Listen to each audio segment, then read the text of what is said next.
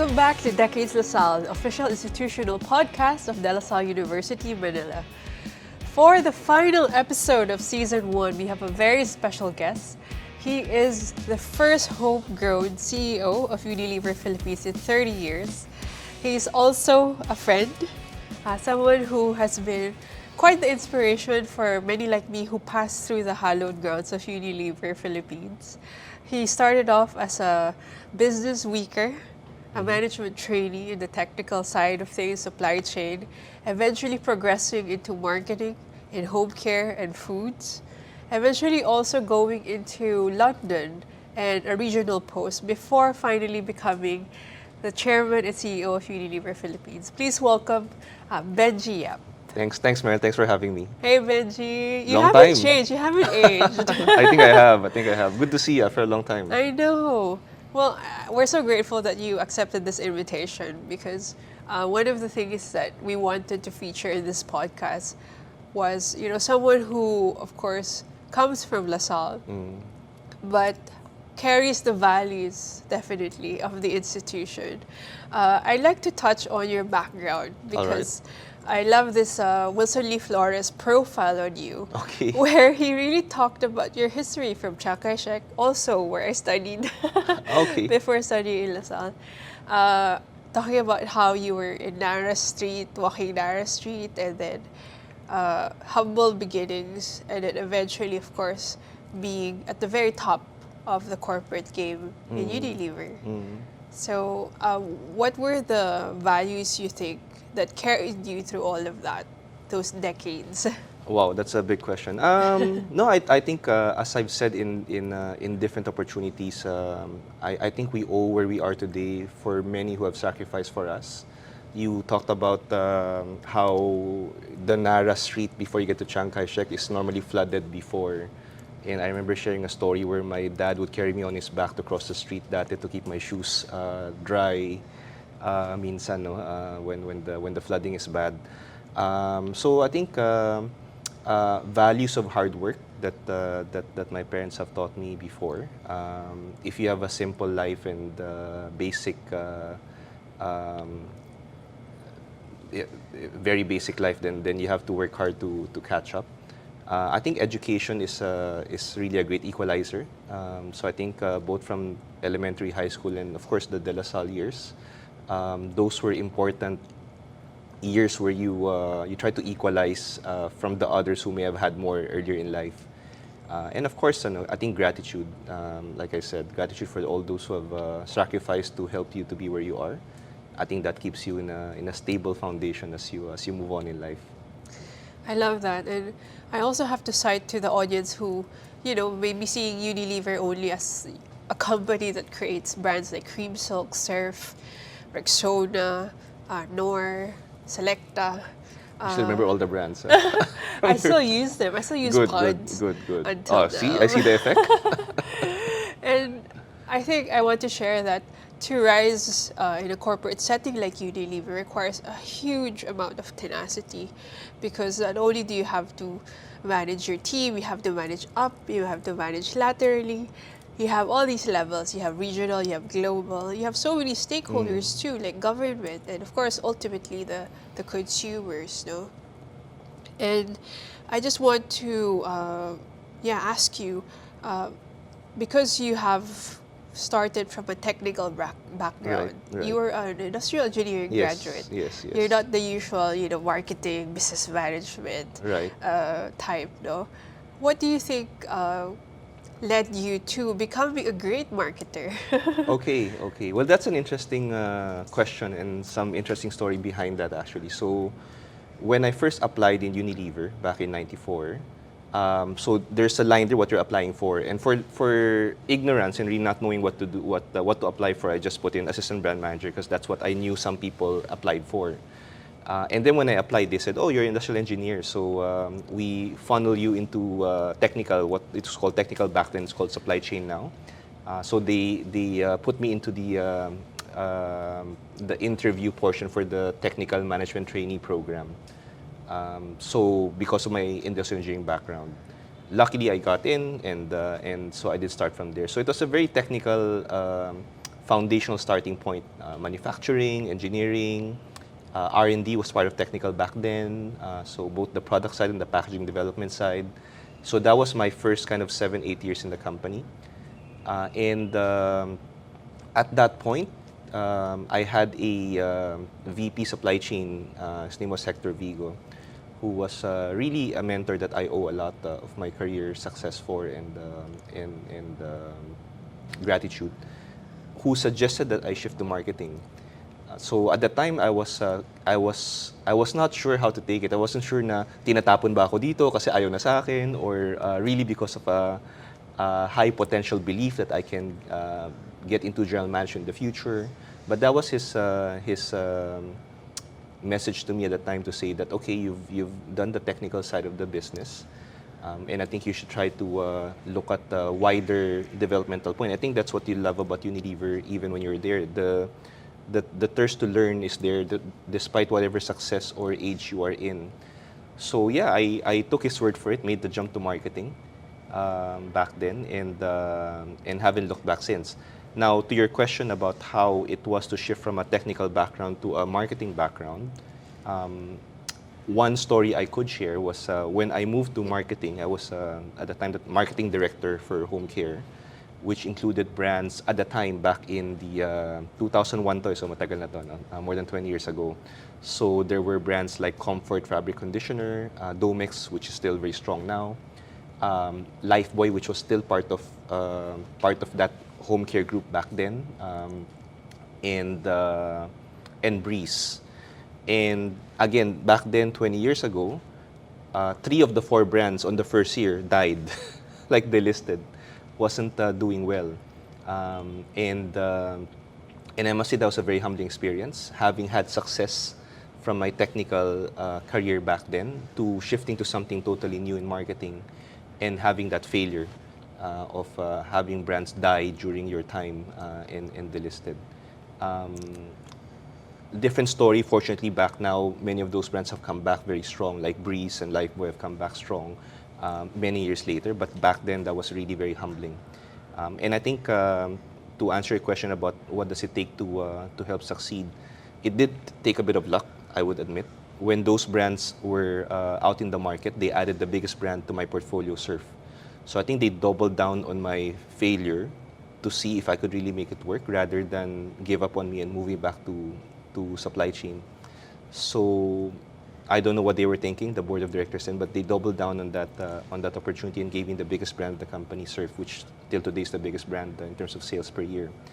And so that was lucky on my side, but also I really worked hard to understand what were the reasons for all the failures before. Consumer relevance, product quality, the insight that you have that you're trying to address, and really execution discipline in terms of distribution of products and many other things. All those failures led to Surf growing multiple double-digit years in the next 3 years. So I think that was a good rebound. It did require people trusting me ahead of probably me deserving that kind of trust. I must say it also had a bit of luck, but also a lot of hard work to have the resilience to understand from failures what can you learn so you can still apply them rather than give up. So I think many of those dimensions came about, and I'm lucky to be where I am today. I could have easily been fired back then 20 years ago. That would be, I think, an anecdote most alumni, young and of course more advanced in age, would very much appreciate, because most of the time when you have luminaries like yourself, we only talk about the highlights, no? Only the success. And I appreciate very much that you cite this failure, as a huge turning point, core memory even. I also want to, I guess, coming from that experience, of the early aughts in your Unilever career, I know for a fact that even now to this day, 2023, you still do Rota. Yeah, of course. Rota in Unilever speak is when the leadership team or the brand team or the project team basically would visit the palengke, have sessions with the consumers, visit their houses, And I think you do this still monthly or? Yeah, every one Friday every month I do that, and I bring along a marketing team or a sales group team with me. In the morning, we would spend time with the consumer, so we'd go to 3 or 4 houses and do the interviews. And the afternoons, we go around trade to do that. I must say, it's one of the most energizing part of my schedule, actually. So I like that, and it's good to also bring people around to kind of learn together. The learning and the curiosity should stay there, regardless of age and function, and that's something we're proud of in Unilever. I think that's also why you remain as one of the most loved and respected leaders of Unilever. I highly cite your humility. And I Thank think you. that's also one of the reasons why you have been tasked with the leadership of the company. Of course, this is a Lasalle podcast. Yeah, yeah, So of we have course. to ask about your time in Lasalle. Okay. I know you're always a math whiz ever since, until now. And but how was life in Lasalle for you? Were you like breezing through your exams? Was it, a little bit tricky in some aspects? Um, it was so I remember most of my life in the Velasco building, where I think it's still called Velasco now, right? Engineering building, no? So Yeah. most of my life there. I was okay with I was good with the math subjects, the science subjects. So I remember being good at that. I was so bad in it was called graph 1, graph 2, the drafting, the T-square and those drawing boards back then. I've been very bad in arts since high school, elementary. So I was very bad in those. So that one I barely passed, like 1.0, 1.5. So I remember having a hard time with that. But the rest were okay. I think it's less of the classes, but more of the friends that I've met. So I've had some good friends like that we still get together now. And I met on the lobby coming here, Mr. Bellino, who was a previous professor from back then. I was giving my ID to Sunny to come up here for the podcast, and he said, "Hey Benji, do you remember me?" And it's a lot of good friends from professors and classmates back then that you just chance upon sometimes at the airport, sometimes in Japan, sometimes in the malls. So lots of good memories. That's amazing. You bump into a former Yeah, yeah, professor. yeah. Na-pressure nga ako maalala ko yung pangalan eh. Fortunately, I did remember. And recently also you delivered the commencement speech Yes, last at the Saturday. PICC. Yes, yes. What was like a gist of, what was that feeling, of course, speaking to the new generation of Lasallians? Well, first, it was very humbling to be invited. I know it's not every day that you get invited to speak to a graduation commencement ceremony from an institution as respectable as LaSalle. So it was very humbling to get an invitation. It was also very energizing to see the graduates, and even the last speaker, who was from the graduating class, talk about his life.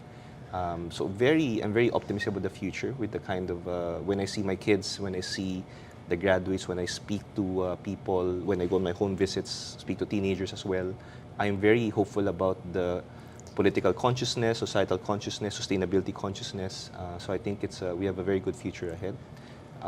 And yeah, I gave a few of the life lessons I shared in last Saturday with regards to the same things I'm sharing a bit now: resilience, humility, gratitude, and empathy, which you would know from Unilever are malasakit values, which is one of the most important differentiators we have in Unilever. I'm glad you mentioned sustainability, because I think Unilever is very much leading the charge on that as one of its core tenets, and even so much so that hires are assessed according to how they resonate with sustainability. How far have we come now in that regard? There's a lot of things we're proud of, and a lot of things still to do, to be honest. So a few things we're proud of. All our factories and mega DCs and office are now on 100% renewable energy. So we're very proud of that. We've made commitments in terms of recyclability and collection of plastics that we've been delivering this last year, this year, and over 2025 and 2030. We have extended so in the Philippines, there's a minimum wage and there's living wage. Living wage is where there's a measurement of what is the higher level of income a family needs to be able to have a good quality of life, and that's typically much higher than minimum wage. So Unilever, for the longest time, within our employee base, we already provide that, right? over time, we are going to be requiring our suppliers and partners to also be providing minimum living wage to their employees. So that's also something we're working on year in, year out. So I think multiple things on sustainability that impacts planet and society and consumers are something we are really very keen to help lead. At the same time, I would admit that there are still a lot that we have to keep on working that are not as easy because you have to work with governments, NGOs, and other private sectors to address the challenge, which is big.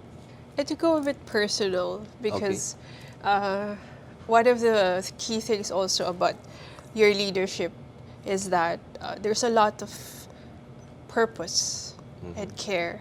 In fact, winning with purpose is, I think, the big battle cry of Unilever Philippines. And I appreciate that you always credit your parents, your wife Karen, your children as your inspiration, your motivation. Uh, how does that go into your daily, you know, dealing with the stress and the having to win the markets, hit the targets. Yeah, because Okay. a Okay. lot of people think, to succeed, you have to be smart. You have to be, all the EQ, IQ, SQ. You have to Okay. be high on those things. But I've seen in multiple interviews of yours that you actually cite others, your family, yeah.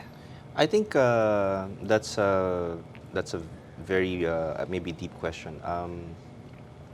I think when you're young and you just graduate, you're in your 20s, there's a lot of wanting to prove yourself that you can be successful in life. And then it's measured by the salary, the car, the benefits, the travel, and just projects that you close and do well. And I think that's kind of normal when you're in your 20s, when you're trying to build some self-belief.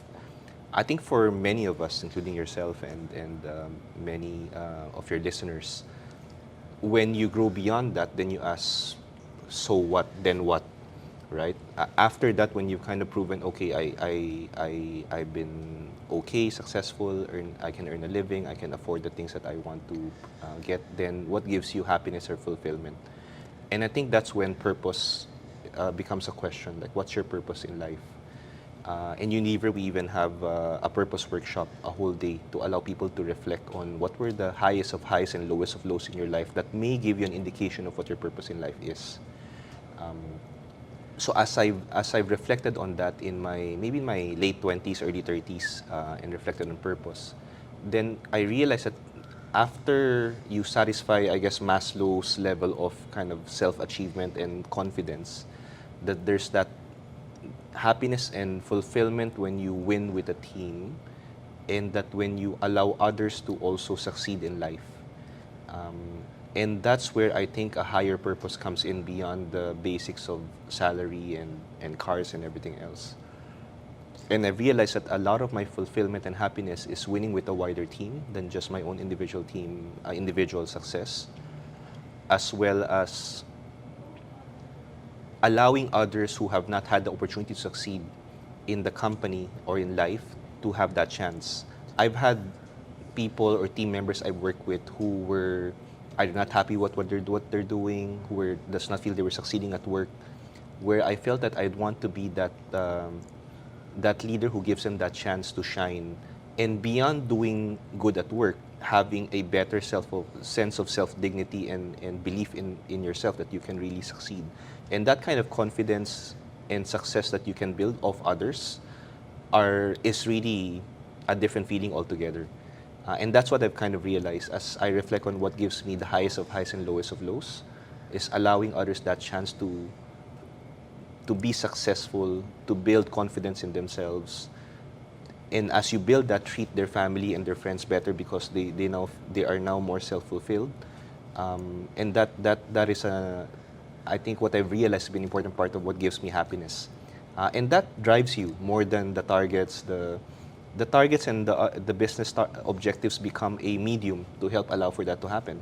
So every day you have the chance to make people happy. Every day you have the chance to make people believe in themselves more, and provide for themselves better. And as they feel better, treat their family members and friends better as well. So I think that becomes more fulfilling. And it will be different for all of us. Different people have different purpose in life, different motivations, and so iba-iba tayo, and that's something that needs reflections on a regular basis to help understand.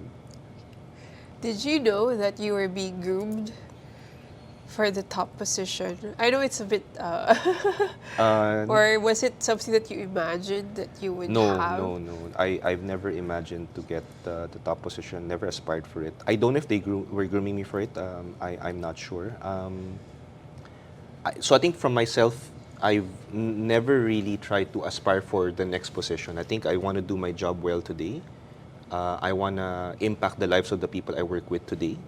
And whatever happens in the future should be a good consequence of whatever you do today. So that's kind of my mindset. I think we get distracted when we think about the next one. Yeah. Whether people were grooming me ahead, I'm not sure. It didn't come to mind, and it didn't really matter. I think it comes, and maybe good karma comes. Yeah, but I think it's just more really live for today, do the today well, have a bit of idea what the trajectory is. It's not like you totally ignore it. You have a trajectory that it can be this phase, and this phase, and this phase. But I never want to put pressure on myself with a timeline that it has to be this year, this year, this year, that. I think that's putting too much pressure on things that are not totally within your control.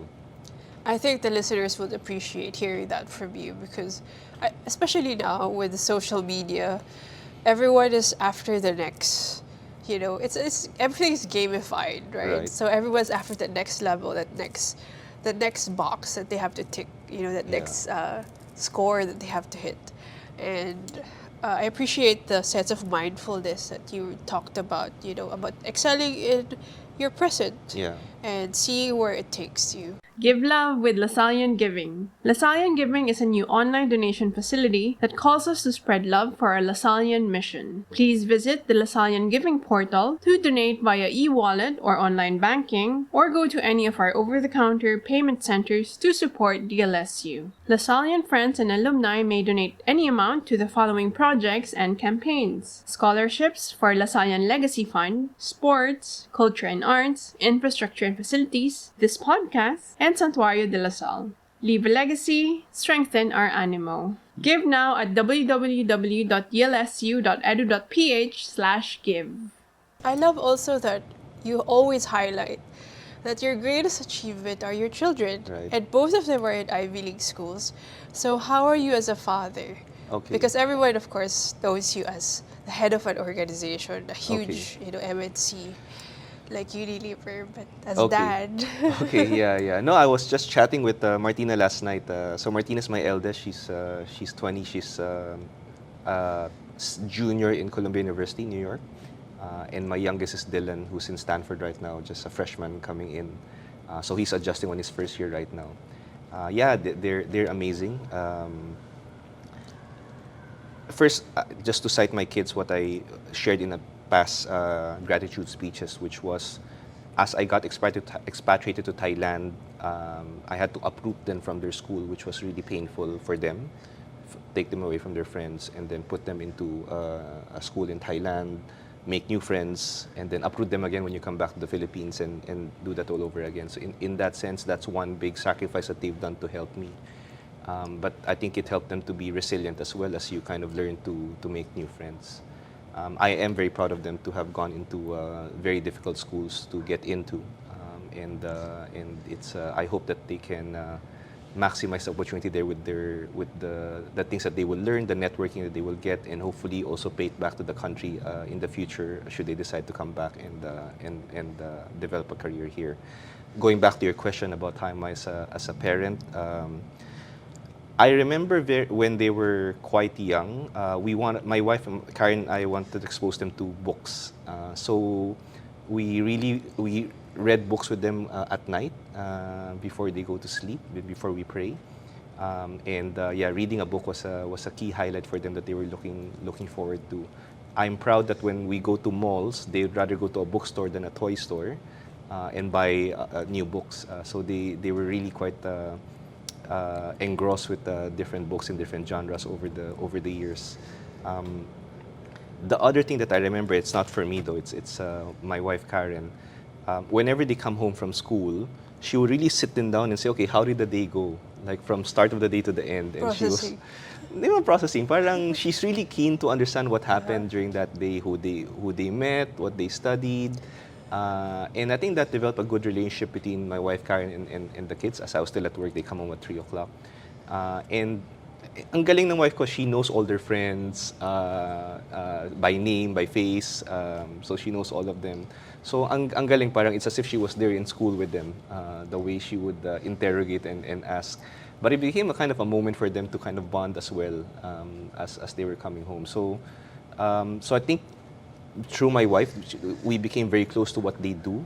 And even now, like I know, my son Dylan has good friends like Nathan and Austin in Stanford, and my daughter would have Amelie and Jen in her roommate talking about what they do. So, parang we get to know better who they are and not just more transactional na kailangan ko ng allowance, punta ka dito and all these things.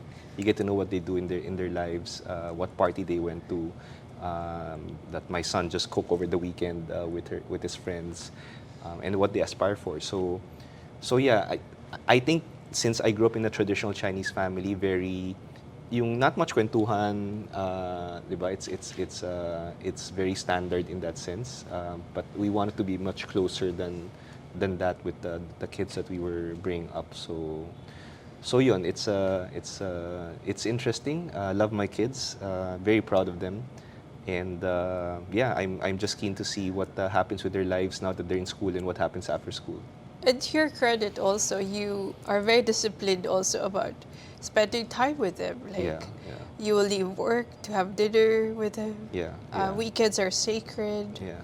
So- I always tell people that the 2 moments in a day that I try to make as sacred as I can, because I can't do it every time, was either dinner time with them, which I try to make sure I'm there by 7 o'clock, or the prayer time at night before we go to sleep, which would be at the time 10-ish, 11-ish, with them. So those were kind of if I miss the dinner, then I'll try to make it before they sleep, and try to make sure that I hit those moments. So those are important things, and I try to make sure that the people I work with also have that opportunity. So sometimes I don't know if you were there, but I would close the lights at 5 o'clock, 6 o'clock, kick people out of the office because everyone works very hard. Because I also want people to have that moment with their family. So yeah, those are kind of 2 moments in the day that I try.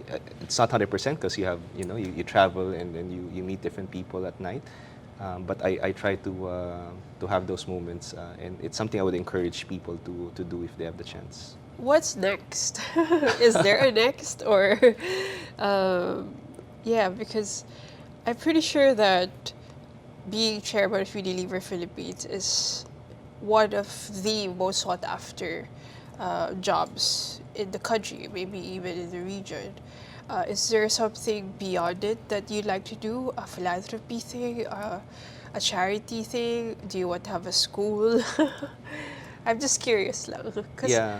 I know education is a very big factor for you, and it's exemplified by your children too, going to these amazing institutions. So, Yeah, Curious lang. so we try not to make it public, but we do participate in some of the charities that are, to your point, education related. So a few scholarships that we help out with. That is an important part of who we are. My wife also occasionally joins in with another NGO that helps on supplementary English teaching for public school children, to help them with the English language as a supplementary support. So may mga ganon. As to what's next, not so sure. So living in the moment, there are potential future opportunities within Unilever that might be outside the Philippines, potentially. But yeah, for now, I think focus on doing what you're doing now and make an impact to the people that you work with. I want to cycle back to your parents. Okay. Because I already touched on your immediate family, your children. How do they feel seeing your success? I love the story of carrying you on his back, your dad carrying you on his back. So I'm happy to see that they get to experience, you being at the top. So how do they Yeah. feel, or are they still unimpressed? Like all Asian parents. No, I don't know how they felt, but I remember the moment when I was told that I'll be the country head by my Southeast Asia president back then, and how I said how my parents would be so happy. And I remember being teary-eyed when I was sharing that, and he hugged me when I was sharing that as well. I think it's a big deal for me that I got this position when they're still alive. I think it would not have been as special if they were not around, and those things matter to me. It was a big deal for me that they were there during my inauguration. And like I said, if we came from simpler beginnings, there was not really much you can brag about on the side of being rich or having a car or whatever. We didn't have those. But at least they can say that all their children, the three of us, finished school, and that they have something that they can be proud of. If not for the finances part that was very basic, at least for the achievements that I had and my siblings would have had. So I think that's one part that I'm proud of, and like I said, it's a big deal for me that they were around when this position was granted. So that part is something that gives me happiness. I saw this quote also that you're probably one of the only CEOs who actually knows kung paano maglaba. So Well, you know your own product talaga. Well, I started off in home care, so kailangan mo rin maglaba. Hindi lang maglaba, not washing machine laba, but bareta and powder hand wash laba. You have to learn. And the same, when I went to foods, learned how to cook sinigang or tinola with nor cubes or nor sinigang. And now in beauty, we're learning how to use the serums and all these things. So it's all fun learning. You go to TikTok and YouTube and learn a lot. It's all part of the continuous learning. Yeah. It keeps things exciting even at my age. You started off, again, because of the humble beginnings, you didn't even fly, well, you weren't on a plane ever until never. you were in Unilever. Yeah, So what yeah. was the first one, and Okay. why? What That was a funny experience. So yeah, like I said, never got to fly a plane before I worked in Unilever. And my first time to fly a plane was a course in Jakarta at sa Mega Mentong Training Center for Unilever. So that was my very first time to fly. Tapos at the time pa, back then, business class, Singapore Airline going there. And naalala ko, a funny story was that the flight attendant was showing me the menu in the business class section to say, okay, which one do you want? And akala ko may bayad because it was my first time to fly. So I said, hindi, okay lang, I won't eat na. And she said, hindi sir, libre. It's free. And then umorder na ako. So but it was funny because I never, walang ignorante, never flew a plane. And didn't even know how things work. And even when they said me lounge, I didn't go to the lounge because I didn't know what the lounge meant actually when I checked in. So yeah, nakakatawa, but very ignorant back then. And now with the company, I get to fly all over the place for work. And the last time I flew with my parents and family was in Taiwan when we had a vacation pre-COVID many years back. Because I said, uy, naka-fly na ako. I wish I can also bring my parents along so they can also experience flying then. So that was also another nice experience. Many listeners of the podcast are also students of Lasalle. So they might be wondering, what does it take to be chosen by someone like Unilever? Oh, I think okay. that's something many young people are also worried about because it's not anymore like, I think in the past, to enter the job market was a little bit more straightforward. I think now it's more difficult. Okay. So what does it take these days? Okay. No, I think first the basic is that you want to make sure you have a basic academic understanding. And Unilever, compared to most companies or compared to other companies, maybe not most companies, we don't put as much weight on academics like kailangan cum laude or 3.0 and above. We believe that if you graduate LaSalle, then you have, or equivalent schools, that you have a strong basic academic foundation. But the bigger part that we put on would be the how part, not the what part. Right? The how part, like resilience when you fail, collaboration as you work with other people. Because as you know, you can succeed individually in school, but it's hard to succeed individually in a company. So collaboration, resilience from failure, empathy for people, curiosity to understand the consumer better than anyone else, and really the strong will to win, both to win with the team and to win in the hearts and minds of consumers that we serve every day. So those are the different things that we look out for, and those values are very important to us. Because I'm sure after this interview, many more people. It's an ad also for Unilever. We're quite proud, actually, by the way, that for I don't know how many years running, we're the employer of choice in the surveys that we've been seeing, and we're very humbled, and inspires us to work harder to deserve people's aspiration to continue to apply to Unilever.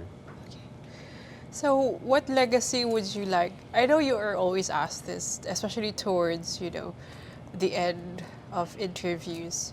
But of course, it's a vital question. How would you like to be remembered, or what would you like to leave behind? I must say I don't put too much weight into how I would like to be remembered. I think I'll be remembered the way people will remember me, and who I am would be who I am, I think.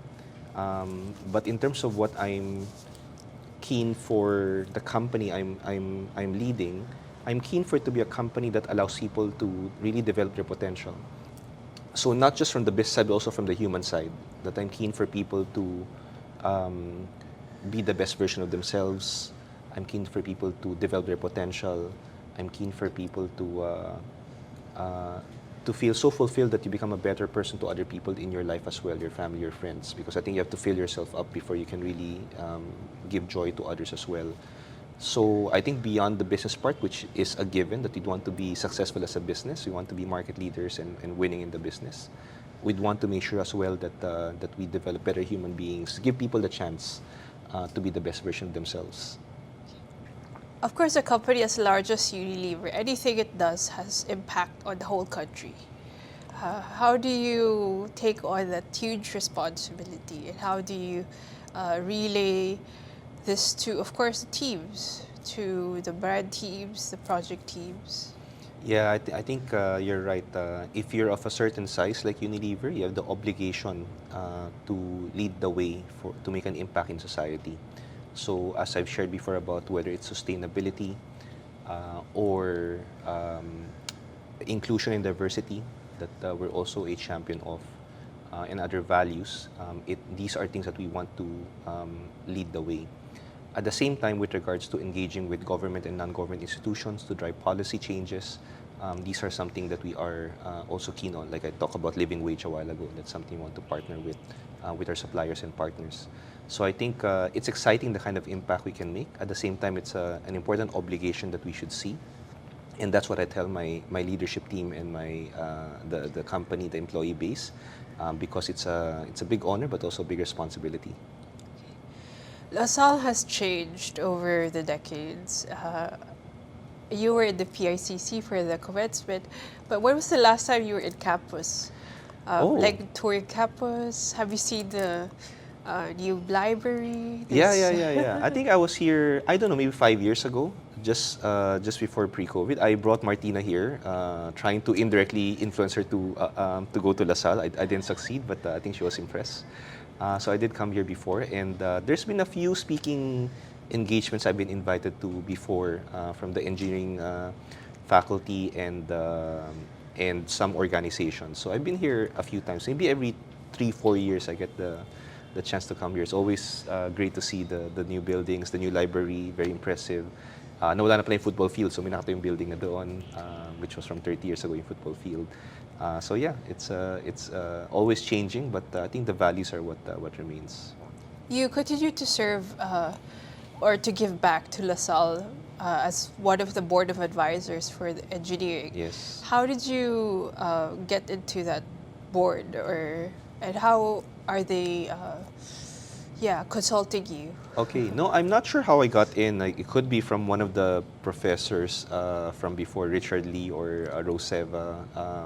I'm not sure. Couldn't say no to them. And yes, they do consult me for how the curriculum is planned, some future plans that they have, what may be spaces that they might want to focus on. So I do give my inputs. Whether today it was data analytics back a few years ago. It's more AI now and generative AI. And many other things. So I do sustainability, which will remain, diversity and inclusion, which are important values. So different inputs I've been giving. And yeah, I think it's a good collaborative relationship right now. And as a final word, what are the things about LaSalle that you loved as a student and that you'd like for it to continue as it, enters beyond its 100th year? No, I think the values are the most important. I remember it was during my time, Religio Mores Cultura. Today, Faith Service Communion. And, regardless of the years, regardless of the school, regardless of the buildings, it's the values that remain. And that really goes beyond the 4 years or 5 years you're at LaSalle. That's the one I love the most. And of course, all the memories that I've had here. I met my wife here, Karen. We were both in industrial engineering. She was minoring in chemical, I was minoring in mechanical. So met my wife here, first girlfriend, and first and only girlfriend, now my wife. So I owe LaSalle my happily married life as well. Same. But yeah, I just had to sneak that in. Cool. But thank you so much, Benji. Thank you for having me. And wow, I think we can go on for like 2 more hours if left unchecked. But thank you for the wonderful conversation. I think it's a perfect way to punctuate season 1 of Decades LaSalle, the podcast. I wish you good luck in your podcast series and YouTube series, and I hope LaSalle. I wish LaSalle all the best. Thank you. And that's it for Decades LaSalle, season 1.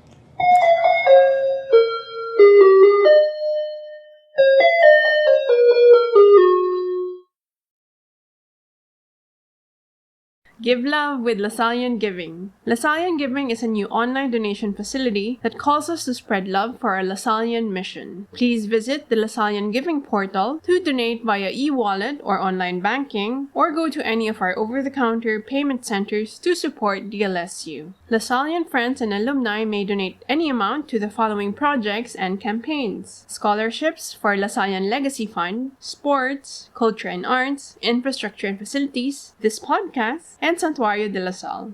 Leave a legacy, strengthen our animo. Give now at www.dlsu.edu.ph/give.